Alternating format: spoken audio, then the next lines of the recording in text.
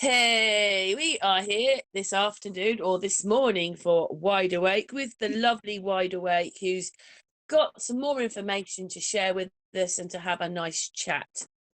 Hello, Wide Awake. How are you, my darling? Hello, Karen. I'm It's doing always strange that, isn't it? The hello. We've already said hello, but for the hangout, hello. yeah, I almost forgot to say hello. I got to say hello back to you and the audience. Uh, Hey, what have you been doing in this last few weeks then? just waiting to see if we all got deleted, but they went That's after. January. It's January the 1st or the 10th or something. Yeah, but they have deleted some channels, and I think they went after some of the ones that I don't know. I guess they consider it hate speech when you talk bad about some group of people. So they went after those people. So yeah, I mean, if you talk bad about one particular religion over another, then somewhere down the line, YouTube's going to frown on it, and that's one of the reasons why I kind of stay out of that kind of a Hey, conflict with. wide awake. So my real concern was I've listened to the CEO talking, and basically she's not looking at any of anything coming in, like the news, the politics, anything that's coming from big businesses. They're not monitoring any of that stuff, only what the people say. So Yeah, that's so biased to start with, because obviously I put a video out the other day. It's not on Sun and Moon, but I could see Hillary in Nancy, right? yeah, And I filmed it and I got a bit irate. I was like, the CEO of YouTube needs to sort this out, but she's not going to, or they're not going to, because they're accepting, and because they're being paid to accept all that. The only ones they want to control are the people. yes, they do, It and really is some military thing. It is. It is. I'm sorry, it is. I think so too. There's something more devious going on than what we even have knowledge of. I don't know. There just does seem to be this thing when the world does start waking up and people start realizing that they've been really lied to on a major scale. It does arouse the soul, and it in a sense it makes you angry, but in another sense, you got to keep your cool about it. You got to keep your wits because Only you know because it's so biased before we even start. Like, it's the people giving us the stuff they should be monitoring. No wonder all these news and politics can get away with what they want, because nobody like YouTube's going to do anything about it. And the reason that we're talking about YouTube is a very big place. It's got its own TV station. A lot of people prefer going on YouTube than watching television now, because they just pick what they want to watch. And so if it's always biased from the beginning, then how fair is that? yeah, I hear you. I hear you. Plus, they can delete you without even an explanation. I think that's really weird. I do too. I do And too. I tried to get the chief executive's address the other day, and they wouldn't give it to me. He just said once, because I realised I'm trying to tell him, and he goes, "Gosh, that's a load of." He went, "Wow, that's a load of problems." And then I started talking, and then he suddenly went, "Oh, well, what you got to do is you've got to report it individually." But if I report everything individually, there's no I don't mean power like that, but there's no power behind my emails or my complaints, because it needs hundreds of people to complain about it, not just me. If Yeah. like the CEO took notice of it and said, "Okay, I'll look at a few of the videos," then it might have a bit more weight to it. So I was trying to get to her, him, Yeah. whoever Oh, they are. it's like me too. I've never had a community strike. I've never had a strike. Yeah, I got a couple copyright things, but they said it would be blocked in certain countries, and it didn't really have to do nothing to it, and it was like they just put on there got copyrighted music, so it was like no big deal. So it's not like I got a copyright strike. It's just like, you're using copyrighted material, so they can put a ad on it if they want to, right? So that's fine. I They take the revenue from the ads. That's what that is. Yeah, and I don't care. I did have somebody say, "Oh, I thought you didn't monetize your channel." I don't, but I can't stop YouTube from throwing a commercial on it, right? Do they? When you're not monetized?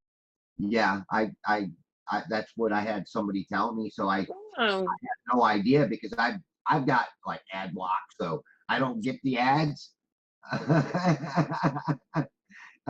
Let me see if I can share my screen. Let me see if this Yeah, comes up. it's over to Wide Awake now. Okay, is my screen up there? Yeah, it is. Okay, so we can see my screen. All right.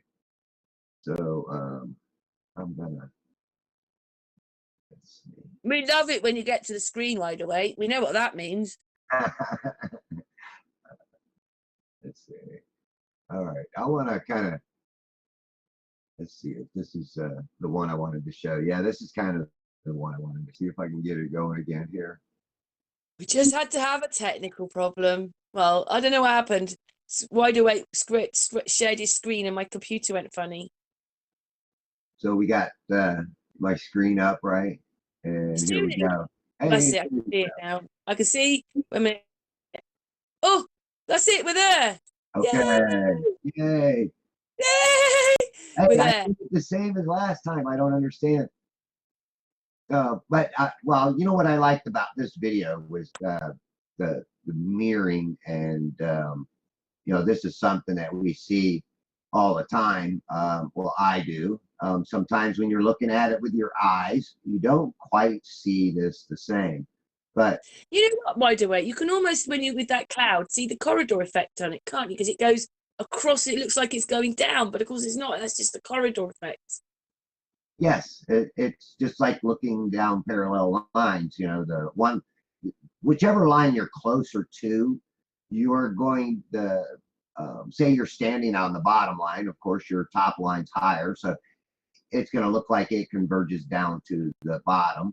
Okay, much faster than your floor rising to your eye level. Just as you hooked into that sun, by the way, I can see all those little things that come off the sun. Those little arkings, like in the water. Yeah, and you know, this is where I can understand why people get kind of confused. You know, they think, you know, the sun's the clouds are behind the sun, but really it's just that the sun is just so bright. It's burning through those thin layers. Okay, and we're not looking at the bottom of clouds here. We're looking at all the sides of the clouds going all the way to the horizon, not the bottoms of the clouds. I mean, any idiot could know that, you know, if you watch the clouds go away from you, when they get to the horizon, you're actually looking at the side of the cloud, not the Also, Wide Awake, people don't realise that they think they're watching the sea glistening, but yeah. that's not. They're little electric arkings as well on the water. Oh, you should see one I've got where I did it with 120 frames per second, because it goes when you put the P1000 on 125 frames per second, it actually puts it in slow motion. Like a 7-minute video is like 29 minutes, but it does give you a different outlook on the way that water actually reflects the water, and your refraction is upward, not downward. I mean, you're not, you know, refraction is light reflecting off of an object. So it's just reflecting. It's not pulling jack up from behind the curve. You know, I mean, that's the biggest misconception that science makes a claim on is, you know, saying You that know what? As well, behind the curve. as you're filming this, that bird rack, you know, nothing changes, does it? You can just see the odd little wave go across it, and that No, thing's right out there with waves and things. And I here's the just think it's thing. incredible that we see it and what the camera does, to be honest, to see Here's the it. thing. Is this thing has 7 slots on it. There's supposed to be 7 slots. Well, this is being mirrored right here. You can obviously tell because of this and this. This is being mirrored. So all of this part here that's being mirrored, it's just like taking a mirror and laying it from here to here on a slight angle, say a 2-degree angle. So all of this behind this is all being hidden within that mirroring. But see, that mirroring actually goes up past or over the top of this. And this could be actually being stretched upward too. because of magnification. So this might not be the real position or the real actual object or the bird rack, because I know that this is the Bayport bird rack. I film it, over and over and over. And I've actually been out there and I counted these. I measured it. It was like 12 foot tall, 14 foot tall, something like that. And then it had the light on top of it, which was another 2 foot up. So these are all between 14 and 16 feet, all of these racks. Some are a little skinnier than others, but they're all approximately the same height. And I filmed Cutter's Rock out at 11 miles, and I'll show you some pictures of that. But here's where, I always look at this. This looks like where everything's converging, right, on this line. And this is why I like this one, is because you'll start seeing the sun really start just being distorted right at the very bottom here at a certain point. And that's where I think that right here, see how this thing starts to warp at the bottom? So it's actually starting to stretch, just like you go into a That is weird when that happens, though, isn't it? Oh yeah, and that's your I was amazed when I watched that arcing. So right here is actually really the horizon line is up actually above this thing. It's right up in here. Okay, this kind of gives you the impression it might be a little lower, but I still think that this, because it's in that mirror, it's getting displaced a little bit because it's heavily mirrored. It's heavily distorted. Okay, but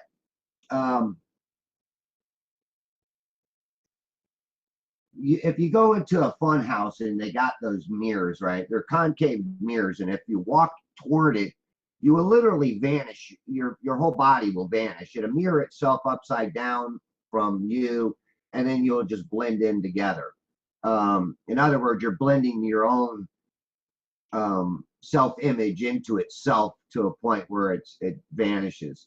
I watched this show. It's called Dark on Netflix, and people are like, "Oh, you still watch it?" Yeah, I do, because sometimes I swear they put stuff in there as a hint, and if you're not watching, you're not seeing this hint that they're giving you. But anyhow, in this show Dark, they have some of these mirrorings in the introduction to the movie or the videos, right? It's a series.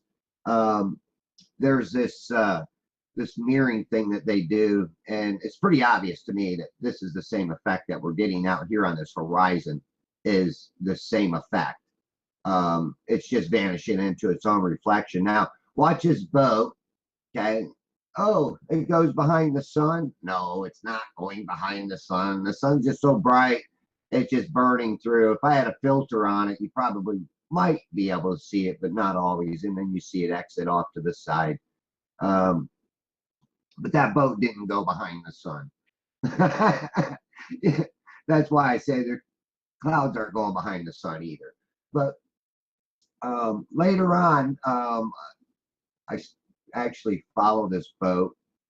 This is just a quick little 46-second video. I didn't like where I was at or setting or something, so I zoom back in on it. But this is where, the Globers will say, see, that's going over the curve, and this is refraction pulling this all up, and it's a superior mirage and everything. No, this thing is just in that mirroring, just that concave mirroring that the atmosphere actually creates. By the way, do you know something? I was like, because I zoom and slow footage down now and on the other channel, I wasn't doing it to try and find any mistakes with you, but I was just looking to see what it looked like zoomed in from my point of view, zooming in on your on the hangout that we did, because obviously I record them, and I couldn't believe it that arcing in the water to us looks like a reflection of the sun not upside down, but mirroring it. But when you zoom in, everything is straight lines to the sun. It's all that what looks like a curve is a straight line. Yes, yes, it is a straight line all the way out It's there. the way I was like, oh my, because you think it's a circle or semicircle, but it's not. There, if anybody blows up, just where Wide Awake was showing you the sun meeting sun, have a look, blow it up, zoom it in, you'll see it's all straight lines. Carry on, Wide Awake. Yeah, and this is the same effect that we get when we're looking at those mirrors in the funhouse. Yeah, it's the same effect. Now I've also seen where um, these same objects get stretched upward, or even the Fata Morgana, which I probably might throw in a quick video on that, and kind of show you that. But here's kind of what I was getting at is, see, you start seeing the clouds just mirroring themselves perfectly here. Look at it. Look at these clouds. I mean, you can draw a line through there practically, but Oh, I see. I see. Because I've told you about here. Robert before. Yeah. He's done loads of work, and you could always see the clouds mirroring. I hadn't really thought about it like that. And look at that bird flying just above the water. He vanishes, or these other birds, they vanish into the water and just totally disappear into that mirror. It is like an atmospheric mirror, and it is actually causing a rise up. Okay. And I don't want to say refraction, because it isn't refraction, it's the light reflecting up with the water in the atmosphere, right? And water conditions in the air, evaporation rate. It creates this raised up mirror appearance, right? It's an illusion that causes things to vanish within its own reflection. It's like it's compressing the horizon and the floor all together into a mirror effect all the way across.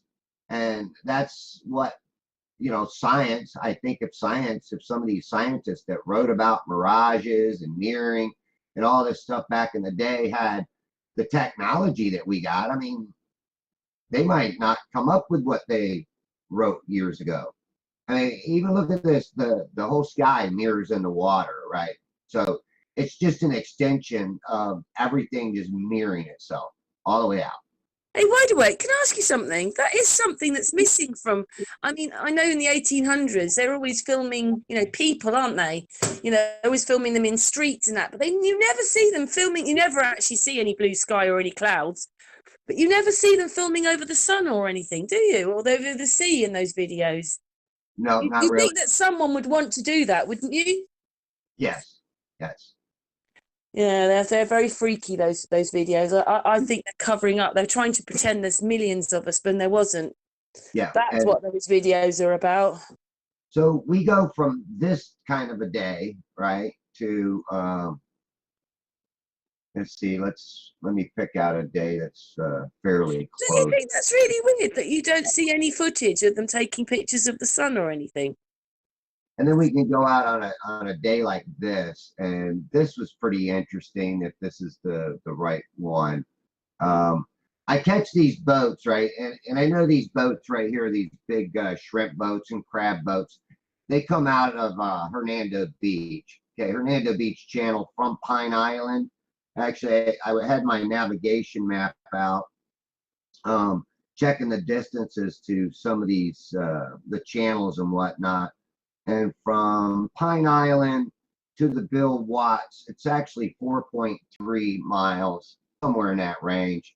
It could be a little bit more, could be a little less. I mean, when you're trying to measure on a navigation map, it's not the easiest thing to do. And then I had to convert it from navigation or nautical miles into statute miles to get the right thing. But I'm watching these boats come across, right?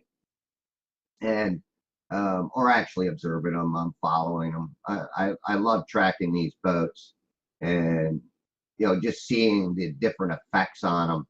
And I mean, this ain't the first time that I've caught this effect that you will see here, but you can actually see how the water is starting. These guys are not quite in the mirroring area yet. They're on the verge of the mirroring zone, what I call the mirroring zone. And you see this light just above the water, how that little haze, that distortion, that's actually what's creating the rest of that mirroring effect that occurs further out, above the visible water.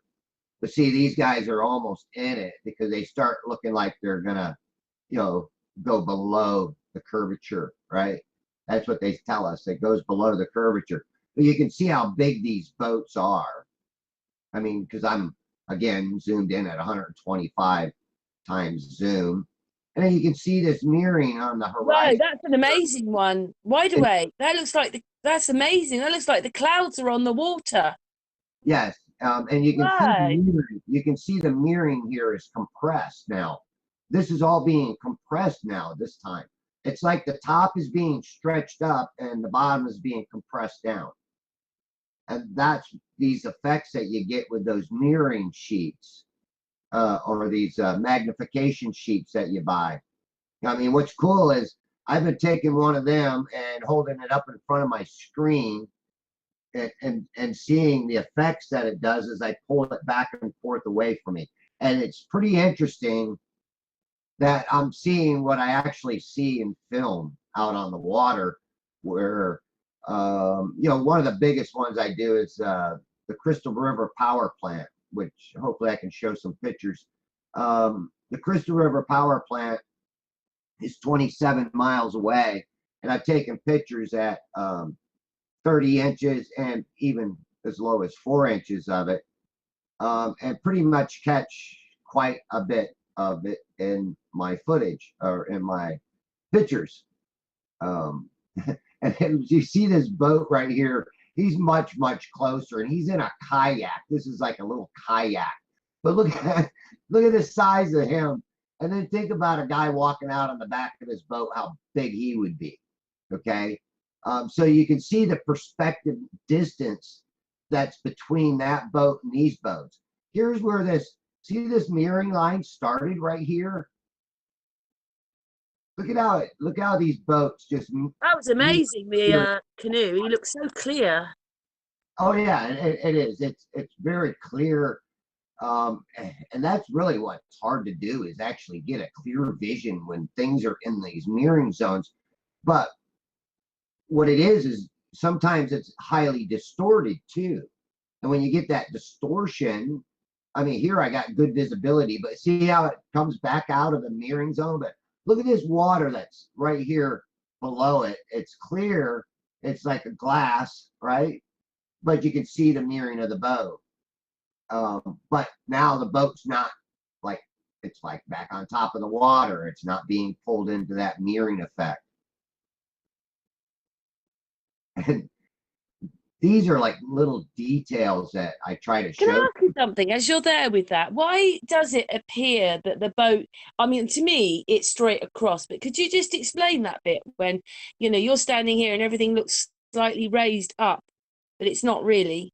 Right, right. Well, this line right here, this distorted line where the water looks like it ends, that is actually sometimes waves, little swells, right? And it's all being distorted right here. So there's waves lapping up at this boat because I'm only able to resolve this portion right here. Okay, if I was able to resolve it and it was much clearer and my visibility was better and I didn't have this mirroring effect occurring, I would see this water extending even further out. Okay, and that's one of the things people say, well, what do you mean? You see this boat getting cut off by the water right here. No, it's being blocked out by the visible wave or the visible swell, and also the distortion line that's right there. Okay.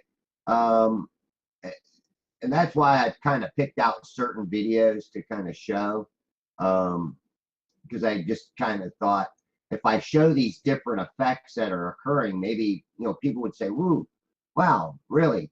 He's right. There is water further out there." And as I zoom back, you can see how far out these boats are, and that wasn't even fully zoomed back. I could not see those boats really much with my actual eyes. This is the thing. What you see with your eyes isn't always what you see with these cameras. With my eyes, these just look like a little grain it looks like a little grain of sand rolling across the water with my eyes. That's what this looks like. And on some days, if this background was really, really bright, I wouldn't even see that with my eyes. I mean, What's your favorite background then for shooting Wide Awake? having a little bit of clouds out there, filtered light. If you've got a real thin layer of clouds, and it's keeping the temperature down and the evaporation rate from occurring, because that's what you're seeing right in here is a lot of evaporated water that's actually creating that mirroring effect. It literally is. It's creating a mirroring effect, and it's an angled mirror effect. It's angling upward. Like I said, it's like leaning a mirror up against a wall on a 2-degree angle and then getting back away and looking at it. I mean, look at this bird right here. I mean, look at the size of that bird compared to that bow. I mean, that bird is actually being magnified too, because that bird should not be that big, or it's being compressed, all of this up here. It's just like in the mirrors, the compression. And I can always tell when these boats are moving at me or moving directly across. Like this one's moving kind of directly across, because you see the angles of the boat itself. When it's moving away from you on an angle, which this next boat might show it, because I think it's moving on a different angle. You got to think, when you're standing out there prospectively, everything that goes across the horizon looks like it's riding on this, going directly out in front of you. Now this one, you can see a little bit of an angle back here. You see this, actually, let me pause it. You see this right here, right? And then you see this right here. So I know he's actually going more on an angle away from me than coming directly across my line of sight.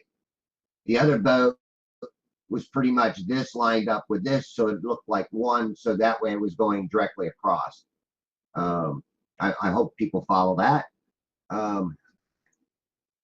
That's like little details that when I'm out there, that I look for, that tells me whether or not a boat's going directly across my line of sight, at an even pace, or an even distance, or if it's moving away and getting farther and farther away, they will move on a different angle, and you will see that in the back of the boat.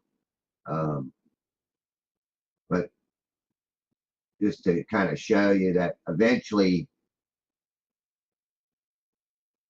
here's one of the racks out there. I'm not sure which one this one was, because I kind of moved along real quick.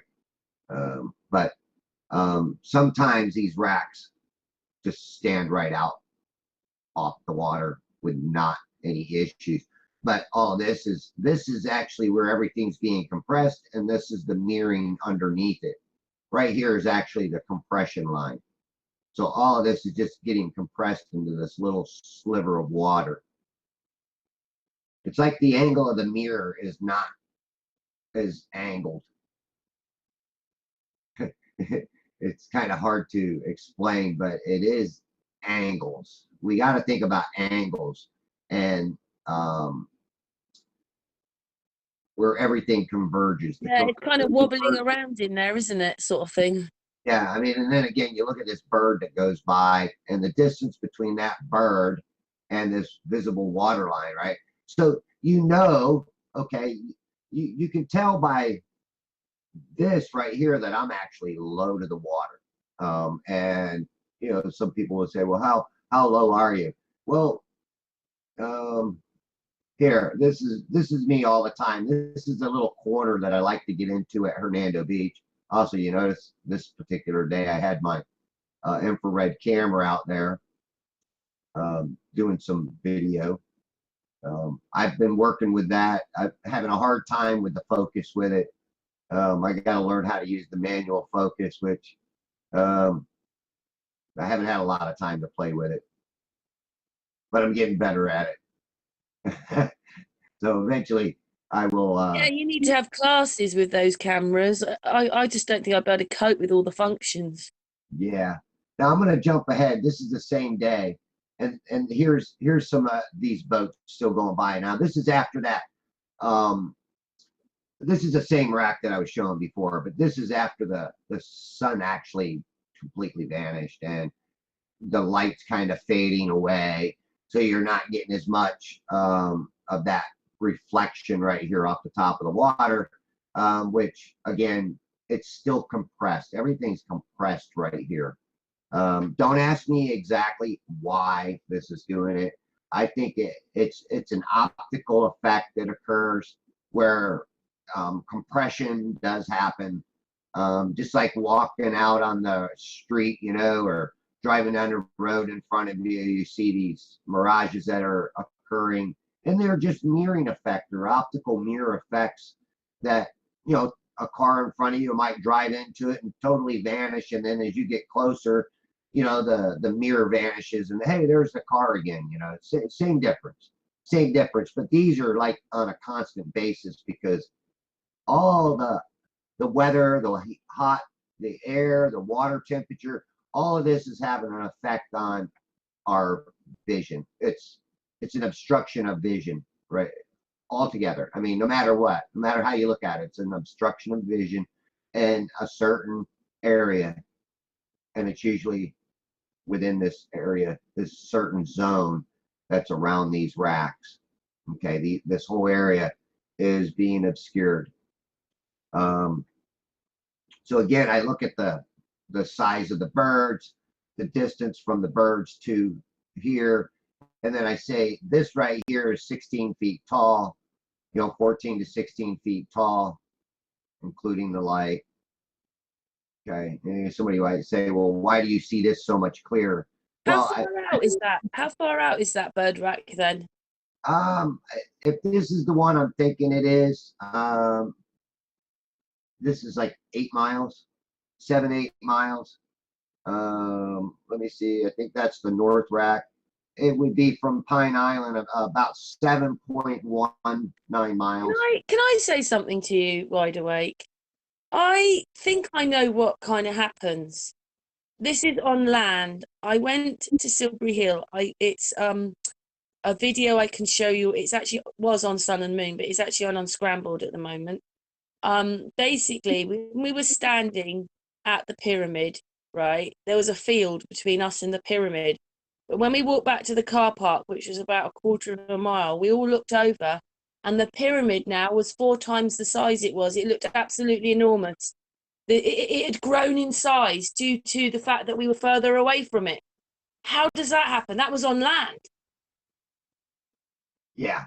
That's what's kind of happening in the water. It's the same thing. That's why people can see the things, because it's when you stand back, it's making what is there come to you bigger. It comes bigger anyway.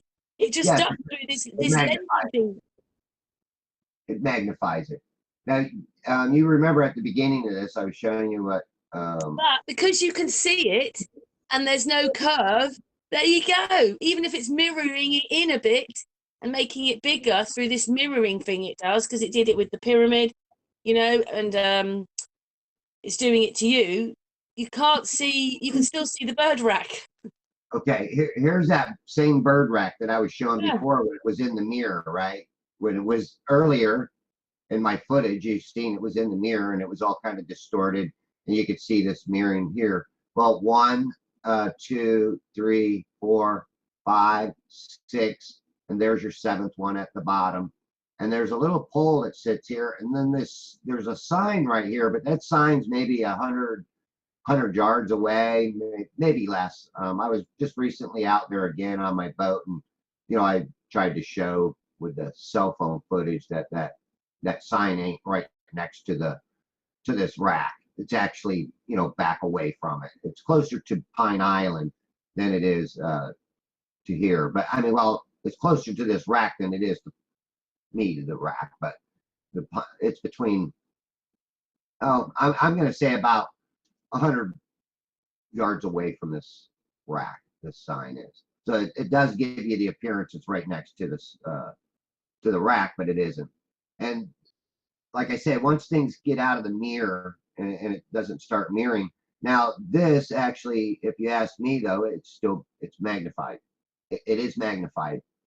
It's much bigger than other times that I've seen it. I've seen it compressed. I've seen it stretched. I've seen it in the mirroring, and then I've seen it where it wasn't even there, that you could not see it at all because of the mirroring effect that was occurring. Let me go to another video.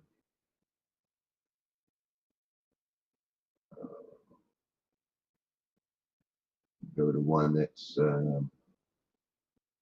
see. You go to this one. Yeah, this one was a good one. Okay. Again, we do see this effect occurring right here, where again you can count these 1, 2, 3, 4, 5, 6, 7, and that's the whole thing. But look, I mean, just actually look how much bigger this thing is. I mean, how big it looks. I mean, this is being magnified. Everything's being pulled in and drawn into me. Again, you know, But it's somebody still might say, flat well, behind it, isn't it, Wide Awake? Even if it's pulling it in, you can still see it's flat behind. yeah, and actually, again, I say that, you know, the water line should be up here, but because this is being magnified this particular day, I think everything's being compressed behind it. So this is here, and here's this boat that's well behind this raft, but look how much bigger it looks, and that's what gives us these false impressions sometimes on how big these objects actually are. And look at this boat coming in from offshore. I mean, he's coming in on a totally different angle, but he's way out there. He's much further out there, but his boat looks big, right? And you say, well, where's the back of it? Well, it's being hidden in the water and the wake of the boat and everything else. I try to show that in one of my other videos, how a wake of a boat will actually block part of that lower hull out anyhow as it's moving. You know, most all boats ride butt heavy anyhow, because that's where most of its weight is, engine and, you know, storage and everything's in the back of the boat. Gas tank, you know, fuel. So all your boats, most of its weight's going to be in the back. And then when most of these boats take off, they create a wake. So that wake will be higher than the bottom of the boat, which in turn will block out the boat. Ships do that, you know, big, huge ships. And people are always telling me, oh, you gotta go film big ships. Well, I have. And I see the effect that occurs and why you can't see it, because number one, most of these big boats or ships, they're in big swells. So some good electrical arkings then. Yeah, well, yes, this is all that brightness just it's smearing everything. You know, this is that light. Um, I think light distorts too. Light also distorts objects, right? Especially when it's in the mirroring area, it will definitely distort it because it's distorting the mirror. All that light reflecting off the mirror, it just gets distorted, and then it causes objects to be distorted. So this isn't like the clearest, best visible day, but it does show you that you can see stuff way out here that's much further away. And that's why on these particular days, I'm able to see Cutter's Rock, boats way out there. I mean, again, here's boats, you know, and people say, well, that's not water. Yeah, that is water. And that's why you see the boat, even you see the boat in it. Other days, this just looks like it's all mirrored out. And when it's mirrored out, you wouldn't even see that boat. I mean, this is a boat that's way out there.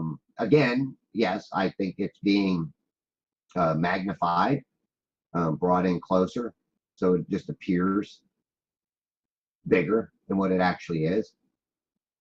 But you can actually see how it's even creating a wake. It's distorting the water. The water is moving right here, right, and that distorted water is blocking out the boat. So when you got all this distortion blocks out, and even the object itself is distorted. You see it's wavy. And somebody say, well, you're out of focus. No, you can only focus so much on a distorted object.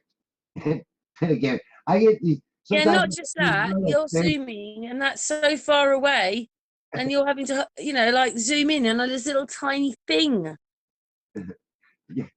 And what's funny too, sometimes I get these little fish that jump up in between me and a boat, and I say, "Look at the fish that jumped out of the water is as big as this boat," or a bird, will be up closer, and the bird will look as big as the boat, and that's funny. Um, and here, look at this boat, compared to that boat. I mean, this boat definitely is being magnified because again, I'm looking at this thing at 4 miles away,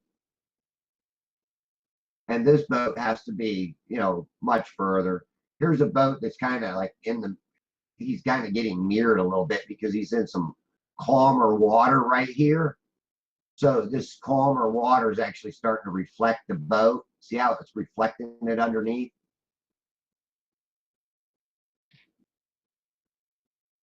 And here's In um, reality, when you think that that boat is that far away and you can still see the reflection on it on the water from it in your camera, it's quite amazing, really, isn't it?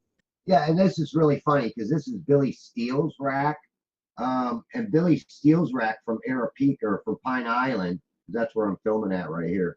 Or not Arapica, the Billy Steele's rack is 8.88 miles away. And that boat, I believe, went behind that 8 mile mark. So this boat is out 8 miles. And also, when you looked at that rack, it was like compressed flat. And this apparently is getting compressed or something here too. It's not quite as compressed as what I've seen other objects, but that might have been hidden in the light too, just like this is kind of getting hidden in the light.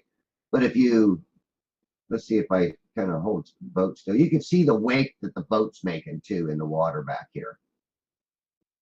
Right. You can see that this boat is creating a wake. And look at how it's mirroring underneath it here, how it's all getting distorted. See, he's right in the area where on other days where the water, it's really, really bright and everything's being magnified even more, he would have already been gone in that mirroring effect.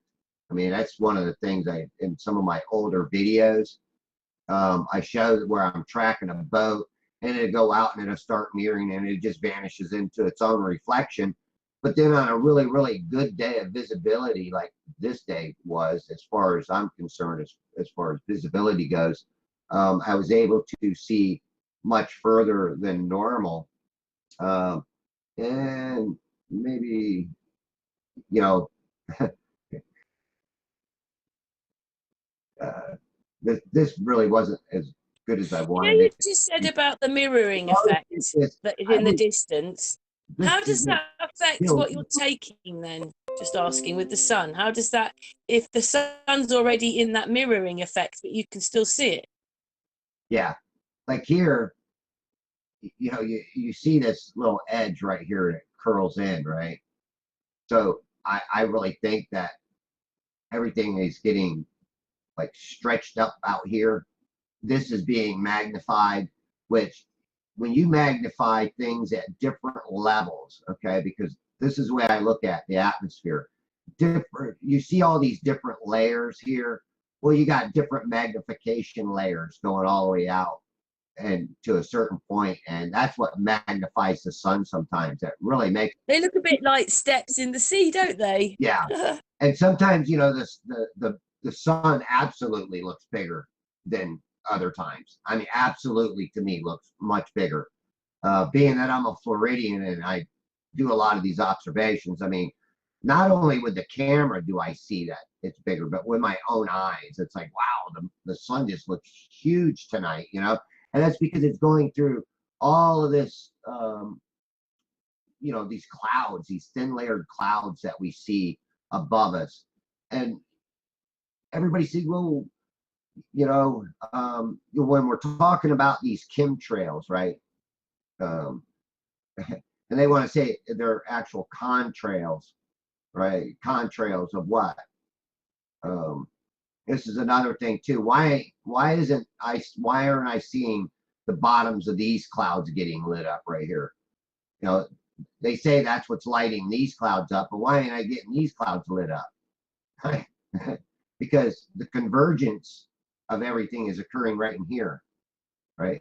Everything's converging, so it's crushing, it's obstructing our vision all in this particular area right here. Okay, right in this. I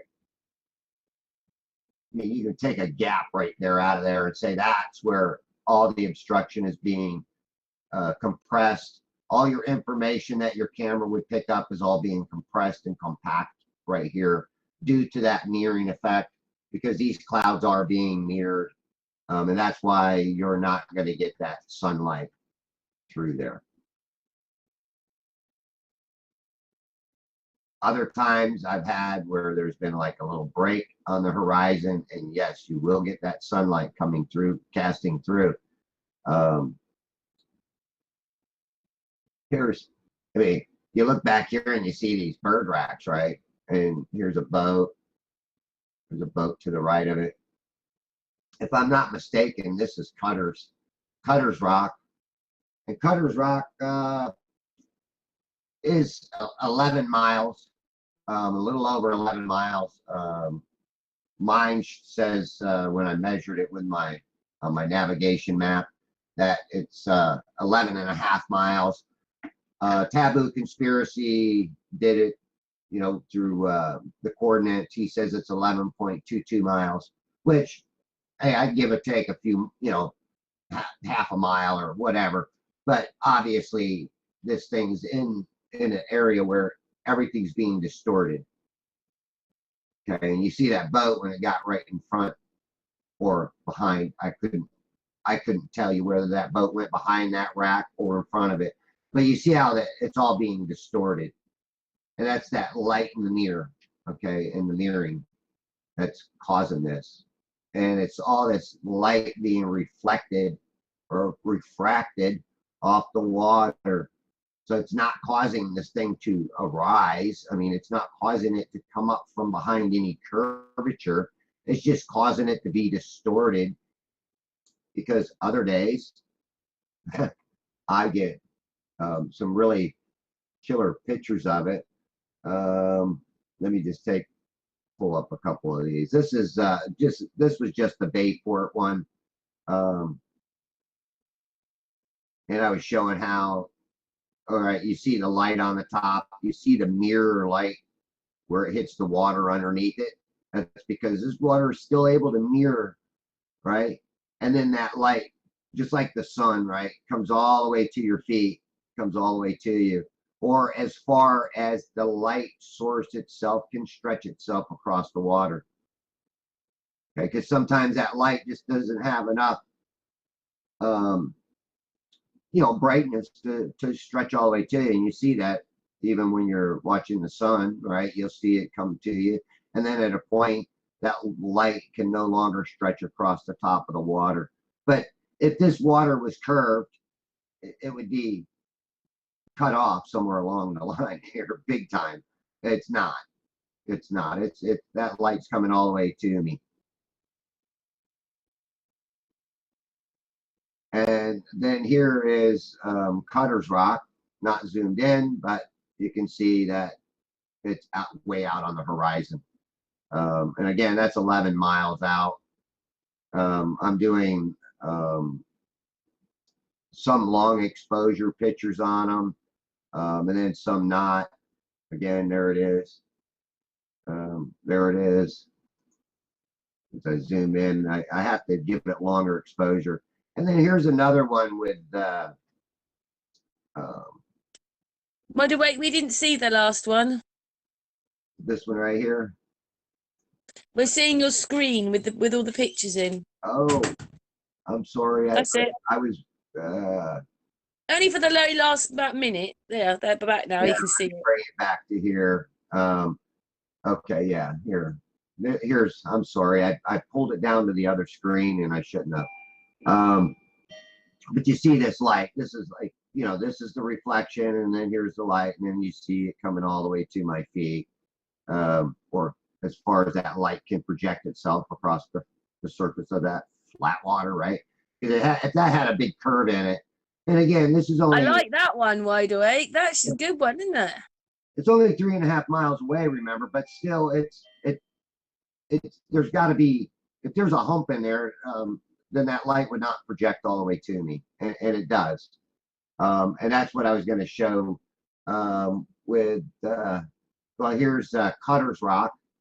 And Cutter's Rock is way out there. It's way out on the horizon. And that's just its light. And it's not strong enough to reach all the way out. But you can see the reflection on the water right here. Again, it's 11 miles. And remember where my camera was at. I do all these from a real low perspective.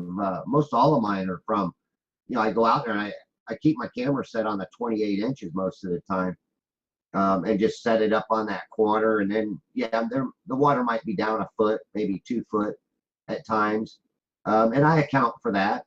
But when that water is like up to the seawall and my camera is pretty much level with the water on the other side of the seawall, yeah, I'm only at 28 inches. And I've had that happen many times. But let me click over here to these ones. This again is the Crystal River Power Plant, and it's 27 miles north of me. And I'm taking these pictures, and of course I have to do some long exposures in order to really get them. But you actually see the lights in the parking lot. You see these are other towers here, and there's a smokestack back here. And what I do, is I can put them in a program here, and let me see if I did a couple of these. Yeah, I put them in a program where I can highlight them, and It doesn't look 27 miles away, does it? no, it doesn't. But here you see this light, right? You see this light coming across the water, right? Now it can't reach my feet because it's just being casted for such a long distance, okay? I mean 27 miles, and it's still coming off the, the light's being blocked by this land here, right? I love that. I love that. Well done, Wide Awake. And the water line is in here too, but you can't actually see it. But I put them in these programs and I highlight them. And when I highlight them, I see these same effects that I see. And I say, well, I should not see this coming across bendy water. I should not see this coming across the ball. And of course, you look back here and you do see kind of a little bit of a mirror effect occurring in the atmosphere above here. Are these being magnified? I believe they are being magnified to a certain point, yes. Now, here's the funny thing is, yeah, like my pyramid thing. Like I stood back and we all went, look at the size of the pyramid. It made the pyramid. It made it enormous to what it was. Yeah, when you walked to the fence, which is about say a quarter of a mile away, you could then see once you got to the fence that the pyramid was over there across the field. Yeah, in the car park, it was like, wow, any bigger, it's going to fall on us. It just grown enormously in such a short distance. Now, here's another thing too. You look at this other tower back here, right? This is one of the cooler towers, right? It's a cooling tower, and it's got this little funky deal going on here. Well, this is where I think that mirroring line is. This might be back a little bit further, but this is where the mirroring line is on that object. Here's the mirroring line here that you see. Okay, so this mirroring line is blocking out some of that horizon. That's what this mirror line does. It blocks out some of the horizon. It compresses it and pushes this down, and it hides everything that's beyond it. And that's why to my other pictures that I have, let me just, let me go back. This is a 4 terabyte hard drive up here. You can see it's a 4 terabyte hard drive. And this one's almost full. This was the last one I bought. Started using it. And March, and it's almost full. So you can see how much I go out and do observations, crazy stuff, but that ain't what I was looking for. I'm amazed you can find anything, because when you're doing it, you remember where they are, but about a week later, when you've done more, you don't always remember where you put everything. Yeah. Well, here's here, let me go back. Let me go to these ones. Because I think this is let me see which one, what this is. Oh, okay. We'll get to that one later. But these are pretty cool right here. Let's kind of go to this one. All right. This is one of the racks out there, and that one's Billy Steele's. And the way I can tell is by this sign right here. This sign is like always in the same spot when I'm filming. So because I try to film from the same spot, so I get used to these little markers that tell me that right beside this sign, and there's another sign just like this to the left over here. But this is Billy Steele's, and again, Billy Steele's is like 8.34 miles from Pine Island. We just say 8. 8 miles is a good round figure, but you can kind of see it is a little on the compressed side. And I think it's like when it gets compressed, it gets wider too, just like we see in those other mirrors. You walk up to them, it makes you short and squatty, and you walk up to another one, it makes you long and skinny, right? And these mirroring effects that you see in the fun houses. Well, that's what's kind of happening here. But you say, well, what's this way up here? Well, is that actually where the water actually is? Well, I'm going to take into consideration myself that there is this mirroring effect that's still occurring. So I won't say that that is the actual horizon. I'll say half of this is. This Do gap you right. find that frustrating that you can't quite pinpoint it because of this refraction and mirroring effects? Is it frustrating, or you just accept it because that's the way it is? Nope, I accept it, but I also know that it's everything is a converges, horizon. Everything converges. The water converges to the sky, and the sky converges to the water. And this gap that's say above this bird rack, right? This is the Billy Steele at 8 miles, right? Everything above that is being compressed or even stretched, and but it's nothing getting pulled up from behind the curve. That's Can I ask you something, Wide Awake? The bit where it looks like there's steps in the sea, why is there a line across there and different water? It's actually stiller this side of it.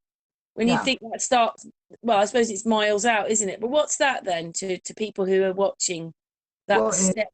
Let's say that let's say that this right here is the water line. Okay, this is eye level. Wherever you're at, it's eye level. And you'd say, well, hey, you only got your camera up 28 inches. Wouldn't you be just 28 inches off of this? Well, no, because if the Bayport bird rack was sitting here and I was at full zoom on it and I looked at where eye level would be on it, it would be at a different height, right? And two, am I looking at a magnified Bayport rack that would be right here? Yeah, I think so. So basically, that stepped bit in the water is just because that's how much water is compressed. Yes, yes, and I think that if you look at this dark spot right here, this is actually a mirroring of this up here, right here. This is the little dark, but because of the way that light's traveling, it makes this look a little darker than this. In the same way here, you got this occurring here, but it's different lighting, because lighting also, I've gone out there and had the way the light was hitting the water on the horizon, it almost made it look like a V, like everything was V coming out. And in a sense, it is.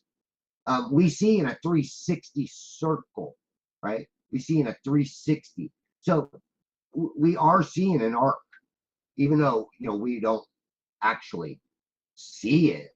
There is an arc out there, right?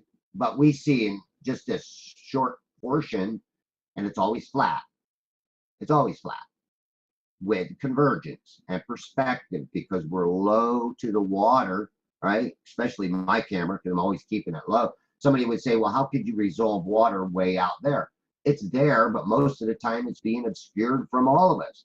Most of the time, you would not even see this frac, especially with heavy mirroring, high atmospheric conditions, and people don't like that.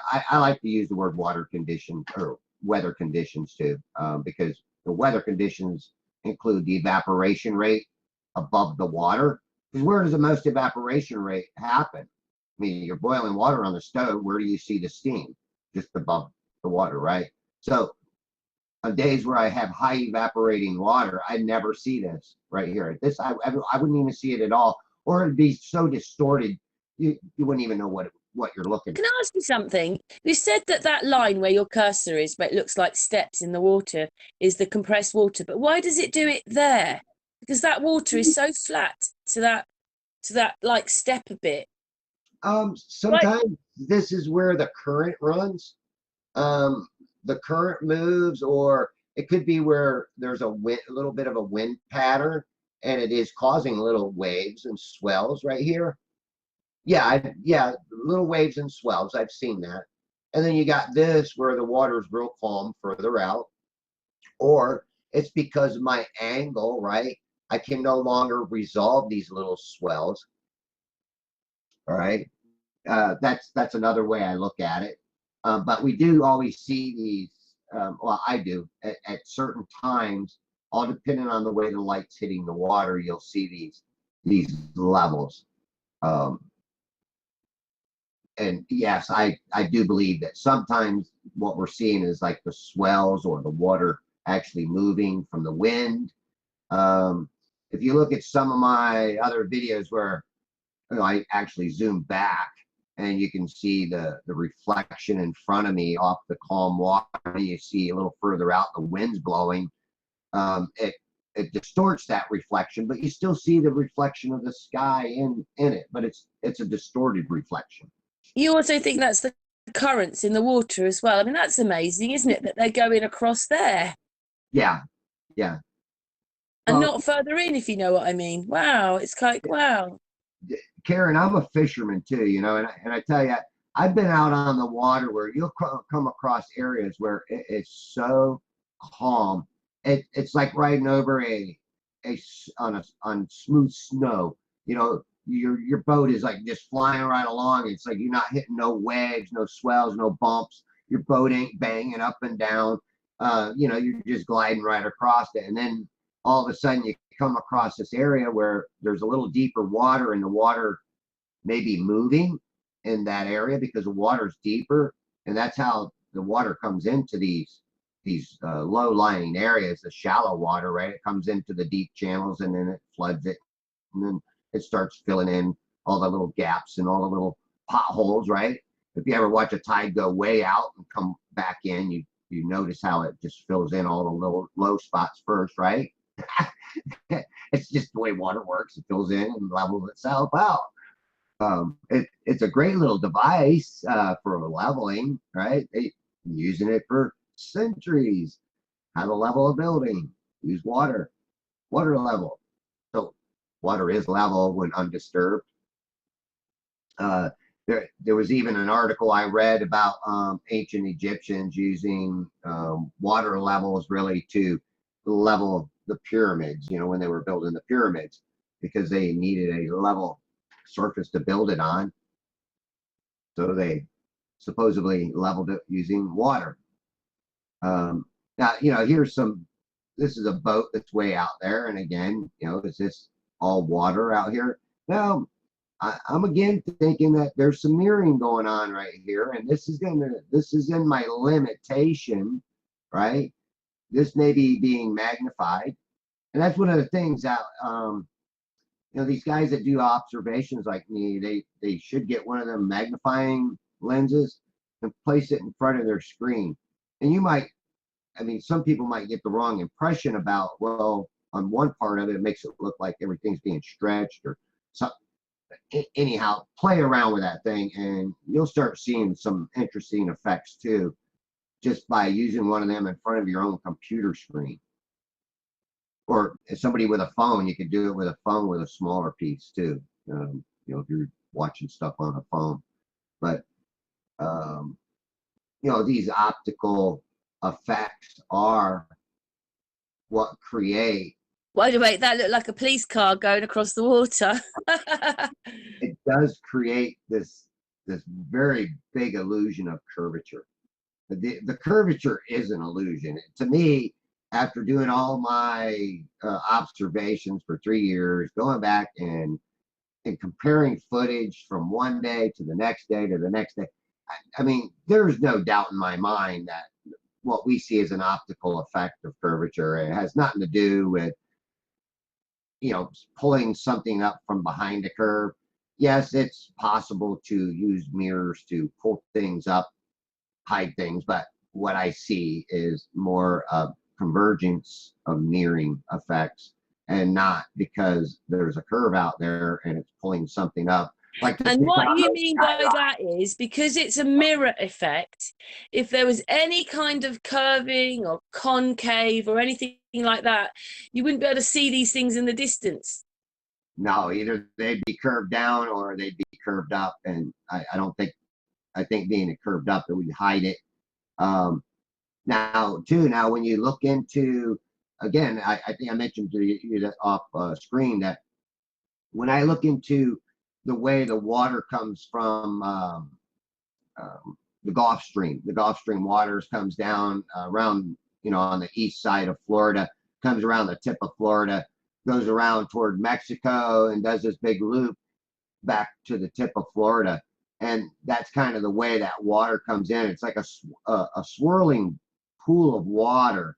Now winds, and the way the tides come in is they do come out of the north more, because again, I've been up north of me, and you look at the tides there and they're different than the tides down here in Hernando. And then if you look at the tides of Hernando compared to Hudson or Pasco, they're different also. So we got these different tides, right? So where it might be high in Citrus or Crystal River or up towards Chassahowiska where I fish, and Bayport, it might be lower. So, it does cause this a different effect when you're looking across the water, because the water is lower here than it is where you're at. So you're actually having to look almost downward in a sense, right? If you get my drift, and that's what a lot of people don't take into consideration, is the movement of that water, the tides. And I've been paying attention to the tides, the way the water moves and the way it compresses, all these optical effects that occur. And that's why I like these pictures right here, because it really does give you that sense of where that horizon actually is. It's just like I say, this is the Bayport Rack. So in a sense, the mirroring effect where the horizon is sort of fools you a bit, or can fool you. Yes. And this is where I had determined that my eye level is just above the Bayport Rack is my eye level from Pine Island, where I sit on that wall at 28 inches with my camera. That is where I figured it. So I am figuring part of this in as being a mirror, just a little portion of it above the water right here. But you always have to apply, when you're thinking about it, if people don't quite get it, is the corridor effect is also happening in that picture. Yes. Now, could I be I'm wrong? keeping up, wide awake. I'm keeping up with the master photographer. Can I, not be certain that this is my eye level? Well, it very well could be. Again, I'm using a level with my virtual horizon on my camera to determine where my horizon line is, right? Or my eye level to my camera. Okay. And somebody say, well, why ain't it down here? Because your camera would be at 28 inches, you'd be here. But due to perspective, if I was looking here, I would actually be looking down. Okay, because the objects are going to get smaller the further away they get. So I'm not actually looking here. I am actually looking above here. I mean, it's it is hard to explain and hard to get that across to people that that's actually where I'm looking at. For my eye level is right there. And again, there's this whole area. I'm going to say between here and here that these effects occur, and yeah, it does affect up here too. So there's this big area right here that these optical effects or optical illusions occur and give you the impression that, again, most people get the impression that it drops off. It's a curve, right? But no, no.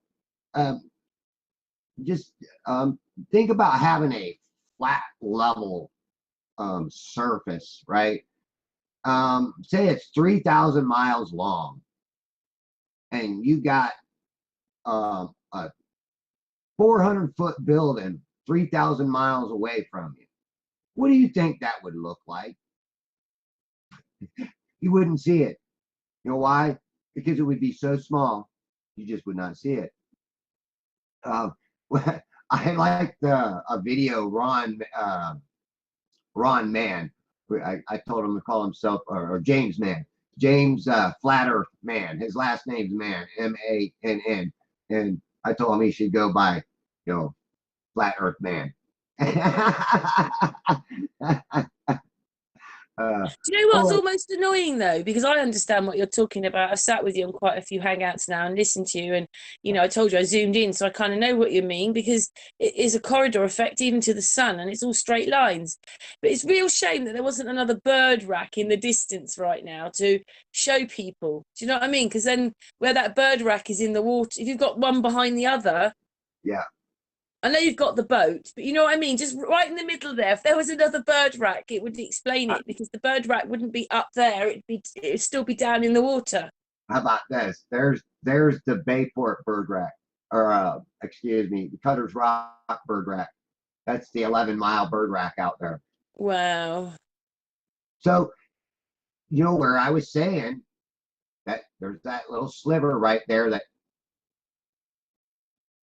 is where everything's kind of getting mirrored. You see the mirroring, you see that light being drawn to you, stretched to you, right? And there's a boat right here. And that boat, if you look at it, you're saying, well, where is part of it, right? Well, it's kind of in the mirroring. It's in a little bit of a mirroring effect here. Or is it the waves blocking out the boat that it's on such a sharp angle? And that's why we don't see this whole thing here, too.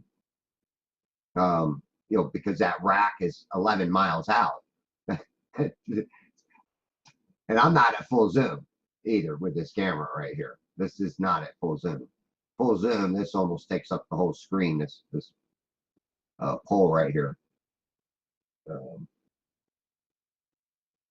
You know what though? To someone who doesn't understand, that just looks like a wave coming behind it, doesn't it? Yeah, yeah. And part of that, like I said, is clouds. I think this was just two boats passing. What's the best time for you to actually like capture this whole thing? Like, is it better without the sun? Is it better with? Well, the with sun causes another mirroring, doesn't it? And more mirroring. But Yeah. like, when's the best time to actually catch that slide across the water? Well, when I'm out here, I'm right.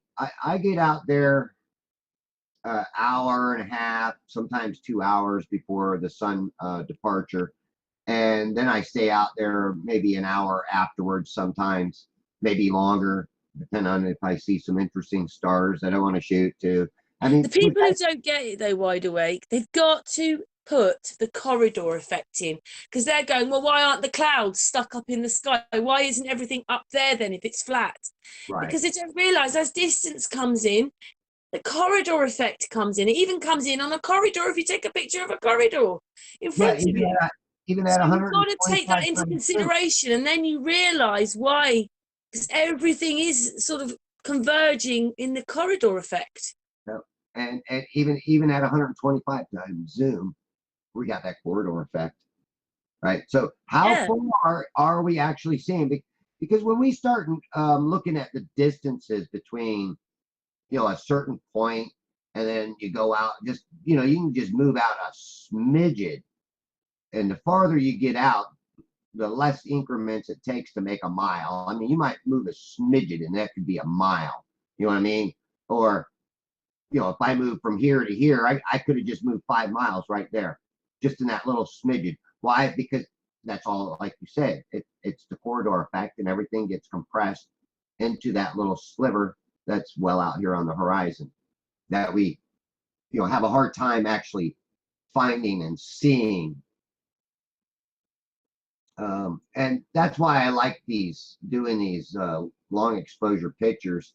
I'd like to do longer ones, but of course, when I do the longer ones, the boats, they move by, and they just look like a big light smear across the water, which you'll see like right there. But Wow, what's that? that was a long exposure, and that was a boat. That was a boat's light moving across the water, but it was a long exposure, so it just kind of drug But its even light. that, though, Wide Awake, if that's miles ahead and on a long exposure, it picks up a flat line going across the water. There you go. It tells you it's a flat line out there. Yeah, it's not hard to start figuring this out when you do start questioning it. And then, here's either another boat right here. I think that's one of the racks, and this might be a rack, or that one could be a boat off to the side too. But you also see this little thing right here. I don't know if you can see it or not, but that could be a boat without a light on it. I can see it on the Hangout, but you know what? By the time it's uploaded, you always lose a little bit of quality. They may not see it, but I can see it. Can you just Yeah, put your cursor right on top of it? yeah, yeah. And these little things like this are really what Wide kind of. Awake. Do you just put your cursor right on top of it so they can see where? Oh, Oh, you've, I can go back. yeah, just so that Is that one it? I think it's the That, one. that was it. That one was it right here. That's it, that one. Yeah. Put your cursor right on top of it. Well, there's that little light there. I think that's a boat, and then right There it is, here. there. So that's where it is in the water, and hopefully everybody can see it, but they may lose it because it's just the way the Hangout thing happens. You just always lose a little bit of quality uploading it. But anyway, And I can see it. actually, you know what this picture actually is? This is the islands of Hernando Beach. These are the Hernando Beach Islands, and that's what that is. That's a boat coming out. And the reason I can tell that is because I'm looking at these, and I'd say, oh, these are the islands. These are the islands, and that's one of um, the lights that's set out there behind the island. It's one of the channel lights. I look for these red lights right here when I'm coming in the backside, because I fish way back here in Arapica, and I come in the backside and I look for these lights across my line of sight as I'm coming in from down south from these islands. So it is pretty interesting when you um, really look at them, and I Can start I ask saying, you something, Wide Awake? Have you ever, like you're filming out there? I don't know what's to the left of you. Have you ever filmed it from the left, like from the left looking across? Can you do that? Just wondering. So we're uh, looking out at it. So we're looking like, say, south to north. Is there any way you can film that across looking west to east or east to west, just to see that the different angle of it, or does it not make work like that? well, if I mean, I can go from the south um, to the north from Pine Island if I'm if the tide's out and I can get in front of this bush that sits out there, which I have done, and I can go from this area right here all the way to the north side. When I'm looking Look at here, that. see where that light is? Um, Yeah. um, this little corner that I can film from, and then it's all land. Well, there's water. How many miles do you reckon that is, Wide Awake? Actually, what that is, it's a mullet boat, and he's got his high beamers on because they run around with bright lights on and they gig mullet. So they're out there gigging mullet, and he's coming across this area, and his light's just shining all the way to me. Um, that's what I like about, again. How many miles away do you reckon he is then? He's got to be 4 miles at least. But even that, how that light goes flat across the water. Yeah, when it's curved, right? And they say, oh well, now the light's got to be refracting down, right, and not up. In a way, though, in the picture, it sort of is, though, isn't it? But it isn't. Yeah. And you see this boat right here, right? It's just in the picture, but it isn't. It's straight across. That's an amazing. I love that picture. That's a really good one. Yeah, and what I like doing too is zooming in on them, right? Because I see this and I see this boat that got a long exposure, and then I see this light, and then I see this light. Now, I know that one of these over here, there's another. Um, it's called Arapica, and it's a channel light, and sometimes I pick it up, and sometimes I don't. But on very very good days of visibility, I obviously can find it, and I've caught that one too. And the Arapica is 9.49 miles from Pine Island. And here's the thing too, and I want to bring this up. Sometimes I can look to my south, and all of this stuff is like perfect. I see water beyond the islands. I see the islands. I mean, the visibility is like really, really good this way. Or sometimes it's not. It's mirroring like mad here. But to the north, I can look to the north and it's like, wow, that I got better visibility up north than I do looking south. You know, it's really weird. I think photographers, you know, especially with P900s, get such a sort of blast all the time by people who want to debunk it and everything. But Yeah. when you listen to NASA, when you're 200 miles up, you're not supposed to be able to see a curve, which is just ridiculous. Yeah, that's what James Mann, one of his last videos, James Flat Earth Man, I guess.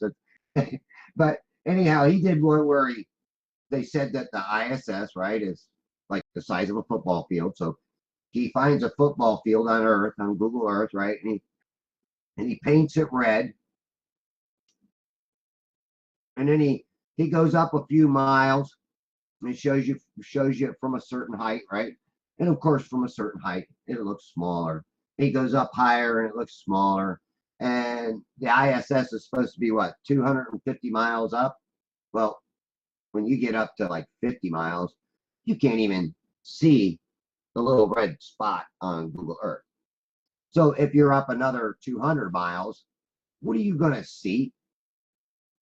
You're not going to see no detail of that football field. So it'd be like saying that they should be able to, on the ISS, look back at Earth and be able to watch a football game from up there. Be able to look down and see it. At least it'll look. Hey, Wide Awake, they must have some super duper cameras in there then. Yeah.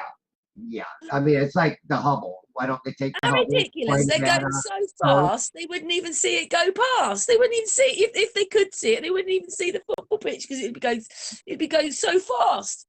Yeah, I mean, if NASA really wanted to blow our mind, they'd take the Hubble telescope, point it at us, and videotape 24-hour time. They could zoom in on a football field, right, with that Hubble, and we could watch the Earth spin away as they were watching the field go by, right? If they really, really wanted to prove the Earth is what's spinning and it's not the sky that's moving, that it's Earth, right? They could do that, but We Yeah, don't we're spinning, but look at the water. exactly, It especially ain't my water. moving. At. See, I'm on the west coast of Florida, so I'm in this area where we have real shallow water. They say on an average, if you want to go 20 miles, get 20 foot of water, you got to go 20 miles offshore because it only goes down about a foot per mile as far as depth wise. On a low tide, when I'm at Pine Island, you can walk out miles and miles and miles offshore. I mean, you might not want to the way they drive airboats nowadays. You might get run over by an airboat because they do run across the mud sometimes when it's soupy enough. But um, again, the water tides come in across that. It's always just filling in all the little gaps until it's all filled back up again. But these low tides, I've been out where the wind has come out of the east. Okay, I was in a fishing tournament one year, actually more than once, and we should have learned better the first time.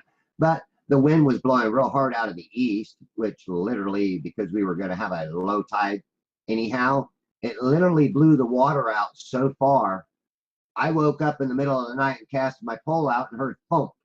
And I turned on my big, spotlight that I got in the boat, and all I could see was mud for as far as that light would shine. There was no water out there. And come morning, the wind was still blowing. We got up, and my boat was literally stuck in the mud. We were flat in the mud, in the flats, and that's what we call this. This is the flats. We fish the flats in our flats boats. uh, Very funny. no, again, when I go out there and I do these observations, and it literally blows my mind. Oh, and this is people see that this toroidal effect. I don't know if this is a just a camera artifact or what this is. I brought it up, or Ben did on Taboo Conspiracy, brought this up in a video, made a video about this because I've got a bunch of pictures that I do this to, and I always get. Yeah, is that the camera, or are you picking up what's really there but it's not there? We can't really see it, but it's still there. Yeah, That's what's happening in front of us, but we don't see it quite like that. Yeah, and I enhance the crap out of these to get this to show up. So I'm not making any claim that this is actually anything but a camera artifact, but it is pretty interesting when you get these effects. Um, especially here you got a vortex and a vortex, and then here you got a vortex, and then up here you would have a vortex. So it's like these vortexes all intermingling here together. And some people, oh well, you're showing the simulation. No, get out of here. Also, people don't realize that the water is also electric. It's just a different kind of electric. It's got electricity in it, but we can walk in that one. Exactly. The earth. It doesn't have that doesn't affect us, and I think that's what's causing the the waves and everything, is this electricity in the water. Yes. And then we had and the little sparkings on the water are little electrical, what do you call them, current, like they're little wisps of electricity going everywhere, so people just don't realize how electric everything is. I'm quite surprised we can live here. Yeah, in a sense it is interesting, but remember, we are electric. We are we're electric too, and most people don't know that. Yeah, I did this back in 1130, and when I compare these to some that I did, I think back in I think it was 2017, I went out there and was doing these pictures too. And this might be one from back then. I'm not sure, but no, it's got the stamp on it from when we were out there on the 30th. I go out there to the Hernando Beach Islands, and this is what they call the Hudson Beach condos. This is 10, I'm going to say 10 and a half miles away, where my GPS says we were at. where I mark myself out and measure this. It's about 10.7 miles, but I'm going to say 10 miles, 10 and a half miles. But still, there's actually 9 floors on this building. 1, 2, 3, 4, 5, 6, 7, 8. And the last one is very much compressed. As you look at these floors, right, you see how they get compressed all the way down until you get to the very last one.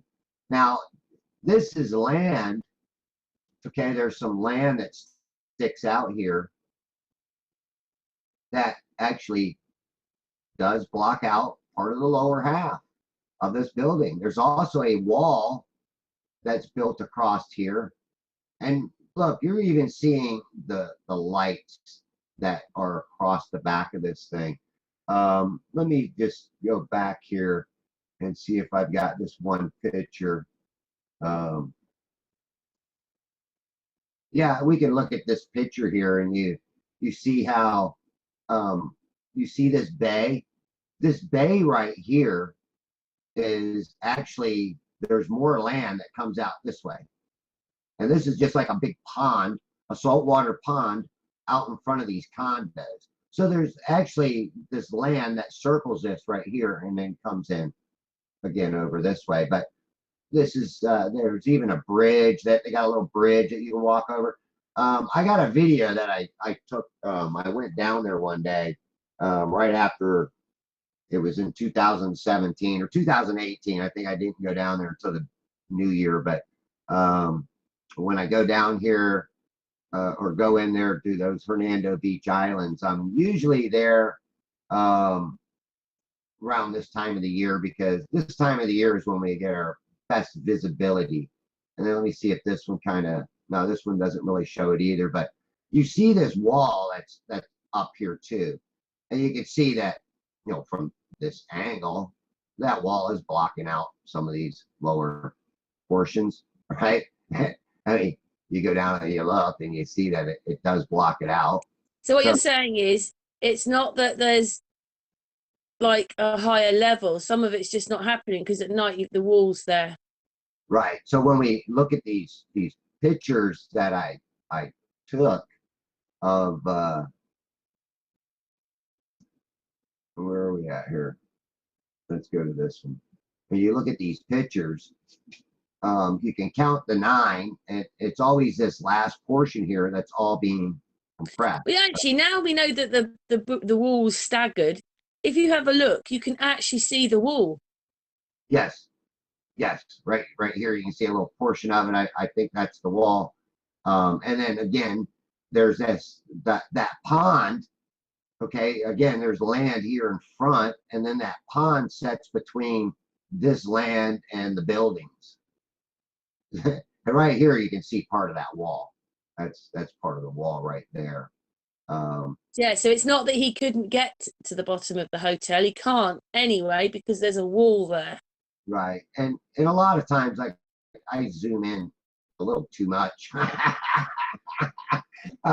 So I kind of got everything here just with light. But 1, 2, 3, 4, 5, 6, 7, 8, 9. There's your 9th floor right here.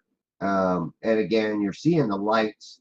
These are just like driveway lights that are sitting out on a 8-10 foot pole out in the pool area or the deck area behind these buildings. That's what I say. I should not be seeing this at all.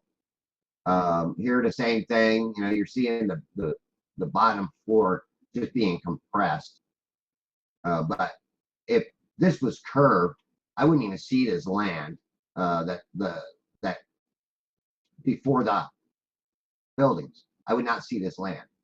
I mean, I shouldn't even see these buildings, let alone all 9 floors. And that's what I was showing in 2017. That also, if we were on this thing that was curving, the buildings would either be going back or forward as well, wouldn't they, in perspective, because everything's going over something. So the buildings would be going away as well, or be going away, wouldn't they?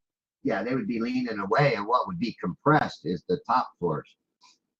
They would be what we would see being compressed. Just Or don't forget, you're looking at that distance, and this is sitting in that corridor effect still, and you're still able to see that in the corridor effect. and this is why too sometimes boats will, look like they vanish bottom up, is because of that compression. um, and you're not being able to define it with these optical mirroring effects and um, light reflection, refraction. Reflection and refraction is pretty much the same thing. It obstructs your view when the water is glistening so brightly with the light, and then you got the mirroring effect behind it. It just mirrors that light, and it just goes on and on, all in the background. So everything's hidden. Everything gets hidden within that light too, which is crazy. But there's no doubt, because I watched, you watched the boat go behind the sun. No, it didn't. It just got lost in the light, right? Because if it's something so bright, you can't see through it. You can't see into it. It blinds you. So yeah, here I'm even catching this plane going Hey, by. wide awake. Yeah, look, I was just gonna mention that. So, and what's really cool too, here recently, well, over here, you see these are houses too that are going down the shoreline, beyond here. So these houses are actually further away because they're going down the coastline here. This is the coastline going back. And here, over here too, you can see beyond, you can see the tree line beyond these buildings. You see it. I mean, you shouldn't see that. If this earth is curving, I should No, not. and not looking like that, because you can see that the trees are pointing up. They'd be Yeah, leaning back, or it would start blurring, or mirroring, or bending. It wouldn't be like that. Everything would be bending. yeah. And looky here. What do we got here? Can you see that? Yeah. That is Anclo power plant. That is the actual power plant that normally I can't see any of this because because of these effects, these optical effects that occur. I mean, do you know what's really annoying in a way when I think about this? Whenever they show you on a cartoony version of something going over the curve, they always, it's always bending. Yeah, yeah. They sort of, it wobbles and bends as we go over in a cartoon. So you wouldn't see it like that, would you? It's pointing straight up. No, now those condos are over here to this side. Those condos are back to the west, okay, or the east. Excuse me, that was east. So what you're seeing here is you're seeing the shoreline with the lights along the shoreline, right? You see these lights, right? And you see these lights, you see these lights, and here's this great big tower. I think I know where that tower is actually at. It's down in Holiday. So I am actually, filming seeing Holiday, and then you go further down and you got Anclo. Now everything kind of starts getting kind of lost right here, right? But you can actually see that there's this dark line here, and that dark line is land, and it goes all the way to these buildings. And let me do this. I don't do this too often, or I don't show people this, but let's just kind of scoot over here to the power plant. All right. Here's the power plant. Here's its stack. Here's the building. And there is land that runs out across here that will block out the lower portion of this building. There is land there. There's even a light here that you see. Okay. This is, I'm pretty much seeing all of that power plant. Now, from Pine Island, it's 27 miles away. Because Pine Island is in between Anclo Power Plant and Crystal River Power Plant at approximately 27 miles, both one to the north and one to the south. So I'm in between two power plants. which is strange. But you're looking at this and you see this, right? These are trees that are just so small. We'd never be able to um, resolve this with our own eyes. We'd never be able to resolve that. I don't even think I could resolve this with my own eyes when I was out there. But science wants to tell us that this tower, the building, all this land, right, that's right here, is all being pulled up by this magical force, right? Pulled up and brought into our vision. That this is all a mirage, that we're not really seeing this.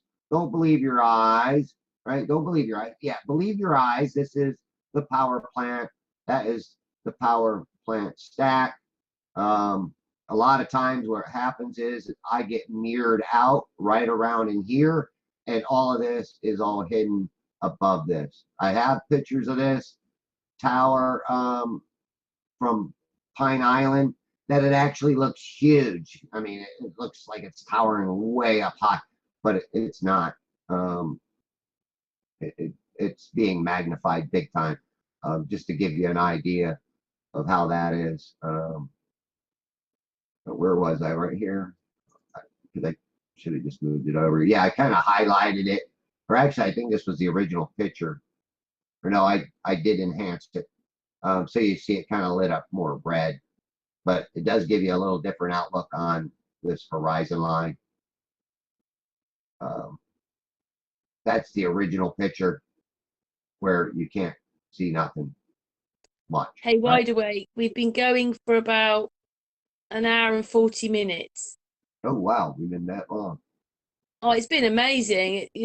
When you're having fun and you're really intrigued, time goes really fast. Yeah, I see that. Is there anything else you want to show us? Because there's Oh, always it's only a pause button with you because you'll be back with other stuff. I love your stuff. yeah. I think there was this, there's this picture in here. Um, and this one's enhanced.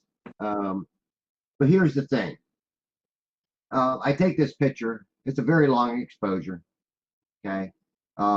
Yes, this is an enhanced version of it. And the only reason I enhanced it was because some of these lights, well, one in particular, did not show up. Even this one, when I put it in my program to convert it to make a video, um, you still cannot see that particular light. If you can Which see one are you it pointing to? Which one's there? Right. right here, that is Cutter's Rock. This is Bayport. This is Billy Steele's. This one's the Hernando Beach, and that one's Bill Watts. Okay, so you got Bill Watts, Hernando Beach, Billy Steele's, Bayport entrance. You got Cutter's Rock at 11 miles, 11 and a half miles. And then this here is the North Rack. So I've got all 6 of these bird racks in one picture. And you can see how this is just a horizon out here that just keeps going and going and going. So your horizon line is, right here. And of course, I always say that because this particular night, I really, really had excellent visibility. And that's what I love, is when I get one of these nights where the water temperature, the sky temperature, everything Can you is, get that kind of picture in the daytime, or doesn't it work like that? nope, all you get is a big white screen because you're overexposing it. But this is one I like this picture right here, because when I zoom into this boat that moved across the water, right? This boat was moving when I took the picture. Okay. So you actually see its reflection as it was moving across the water. But look how far, I mean, somebody might not realize this, but this is miles that this reflection is stretching in, right? This is probably 2 miles, if not even more, could be 2 miles. But this is at 11 miles. This is at 3.5. So I mean, you see the difference. I mean, and the horizon is actually up here.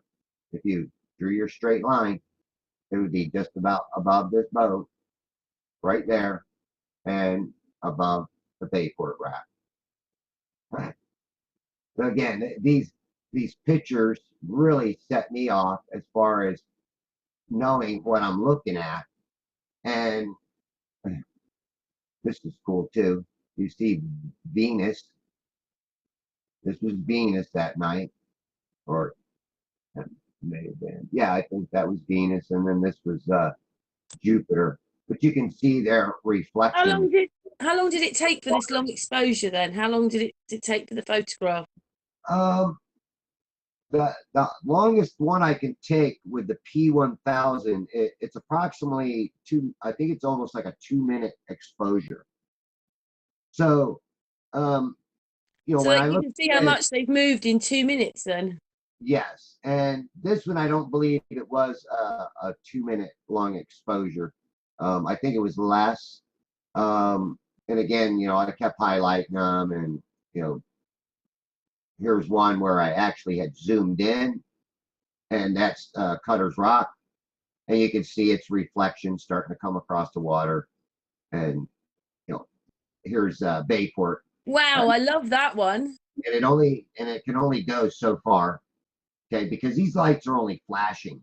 It's not like the light is on continuously; they're flashing, okay. And that's the thing here. This is a flashing light, so that light doesn't have that much power to go stretch all the way to my feet.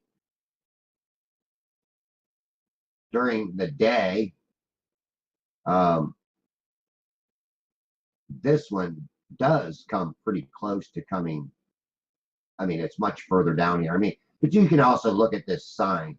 The sign is only reflecting the light that's in the park behind me. And look at its reflective light. See how it's stretched out? That's just because this is just calm water all right here. That's the reason why this light, as it went across, is just being stretched out. Uh, sometimes I Also, get, there's a difference as well, isn't it? The boat's moving, but the sign isn't. yeah, sometimes I get where you could see a plane flew by. I mean, it flies by like right here. It's like, okay, so that plane's still in the sky, right? Because he's flying up here. So I know that the plane's not going to fly right on the ground, but he will eventually blend in and converge to the ground. No matter what, wherever that ground is, he's going to blend in and converge eventually, if his light or the light of that vehicle can shine that far. And that's one thing too. I zoom in on some of these planes that fly by where I'm at, and it freaks me out because it's like, wow, they're just a little smidgen of a dot on my camera, but I'm actually seeing the plane, and I'm going, wow, how far away does that plane? How far away can that plane be? Man, that plane has to be 50, 100 miles away. I mean, it's just a little pin dot on a 125 times zoom camera.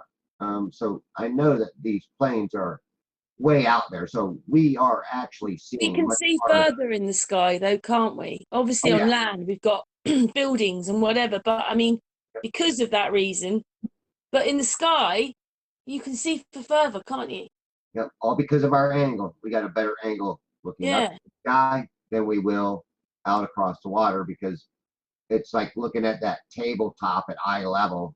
All that, the whole surface of that table is all compressed into a little thin line, right? When we bend down and look at just the surface of our tabletop, the lower we get to it. Who was it? Mitchell from Australia did a video with a coin across the top of the table. The coin looked like it vanished into the table, but when he refocused his camera to get rid of the diffraction line, there was the coin. You can literally see the coin sitting on the table, and you can actually see off the table a mirror image of that coin. And those are perfect examples of what occurs out here and on the water on all of these. I mean, you look at this picture, right, and you see this mirror. It's just a solid mirror. I mean, look down here. This is the mirroring of these clouds up here. This cloud here is being mirrored, but smeared. You see how it smears across the surface of the water? Same thing. And when we get farther and further out there, everything's still, it's You know on what that. I find amazing?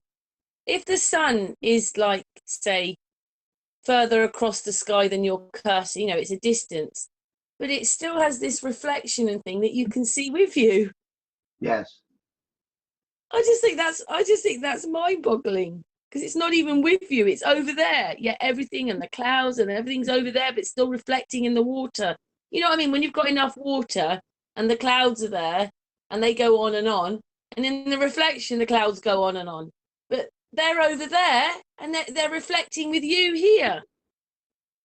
Yeah, it's crazy. And then You know what I mean? Though, Wide Awake. That's crazy.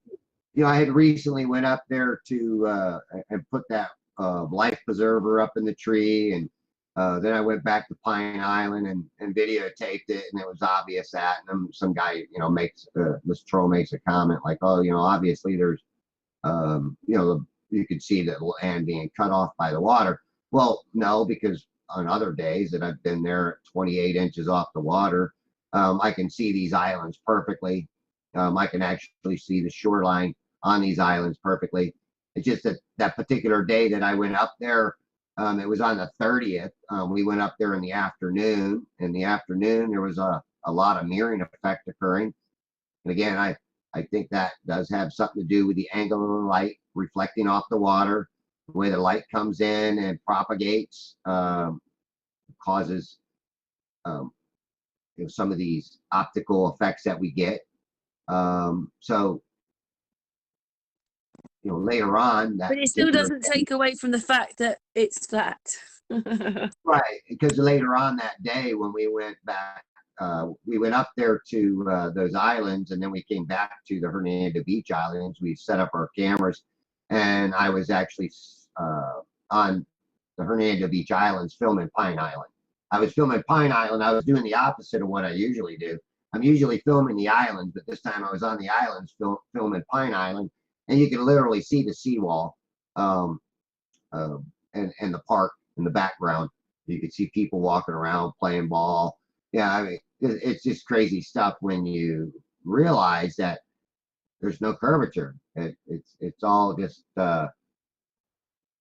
made up by, I don't know, if you want to call them bad science, or um, people that theorize. If you want to follow an astrophysicist that just makes theories after theories without doing observationals, and they fly by the seat of their pants, um, and just call it estimated educational guesstimates is, I guess, what you would call it. And you want to follow that and believe that, you really got to be crazy, because if you're going to follow somebody that's going to tell you that they're much smarter than you, and you don't understand, these mathematical equations, and because you don't understand these mathematical equations, we're smarter than you, so you got to listen to us, and don't believe yourself. We're smarter than you, so we got all the answers for you. I don't believe so. I'll stop sharing the screen right now, and Yeah, that has been really fascinating, and I very much appreciate. Yeah, we'll after we've done the hangout, we'll just discuss what the title of this video should be called. But Wide Awake, I love you so much. I appreciate it when you think of the hours that you spend out there filming. yeah, I take a lot of time, and do I do research into light propagation, these atmospheric conditions, and I do my own mirror tests and whatnot. And I got to tell you, it's a real eye opener. Um, again, back when I first stepped into flat Earth, I really just did think it was a big joke, and I really wasn't buying into it, and I sure didn't trust anybody on YouTube because I didn't know anybody on YouTube. So, for me, once I realized what I was seeing, it really wasn't hard to really accept the fact that I'm not living on some spinning damn ball of water flying through space. So, Hey, look who just turned up, wide awake. Patricia. hi, Patricia. Hello. Patricia? She don't have her speaker on. Well, she does, but she's not coming through. We could hear her click. Hiya. Oh, yeah, there she is. Patricia, we're just about to finish. I'm ever so sorry. I've been struggling to get internet doing. Oh, it's done my head in. I've had to restart. Sorry. Go on, finish. Carry on. I'm listening. Well, you're just come for the best. She's come for the best bit, though. Can I just say, wide awake? Thank you so much for being our friend. Thank you for having me on again, Karen. You know, I enjoy coming on and showing my work and trying to give my explanation for it. I don't claim to know everything, but I do think that a lot of what I'm saying is more bent towards the truth. And I'm not trying to lie to anybody. And another thing is, if I don't tell anybody to believe me, I really do push the issue of you go out and do your own research. We can't start at the beginning, Patricia, and explain what we've talked about. Patricia's have to watch it on the when I premiere it. But Patricia's come for the best bit because even though she's short and sweet, but we can talk afterwards. Patricia, what do you say to everyone? Hang on, sorry. Yeah. Hi, wide awake. Hi, Patricia. How are you? Karen. I'm good, thanks. You? Oh, Hey. hanging in there. We survived the big ass so far. So far. Yeah, we had a problem to start with. My whole computer, well, wide awake put his screen on and my computer froze. So I had to start again, but never mind. Nobody will see that part of it. Wide awake. For the hangout, I'm going to stop the record button in a second, but we'll talk and say goodbye once I've pressed it. But I know Patricia's short and sweet, but Patricia's saying hello and goodbye. I know. I feel like one of the Beatles songs. Patricia? I feel like one of the Beatles songs. You say goodbye and I say hello. Yep. But Patricia can talk to wide awake in a minute. Anyway, we're gonna press the button to finish. But Patricia, do you wanna say goodbye? Oh, sorry. Yeah. Thanks for everyone for watching, for Wide Awake, for turning up. Brilliant. For Karen for hosting. I mean, she does a lot of work behind the scenes, and I couldn't do it. I'm too fickle for that, but she's steadfast. But I just wanted to say I love you all, and I hope you enjoy the hangout and get a lot of information from it. And I love you all. So take care. Oh, bless your cotton socks, Patricia. I love you. And wide awake, thank you so much. And we talk privately anyway, and I love you much. Thank you so much for all your hard work. Thank you, Karen, and much respect for what you're doing. Oh, well, it's goodbye from us, and it's a big mwah. Thank you very much. Bye, everyone. Bye.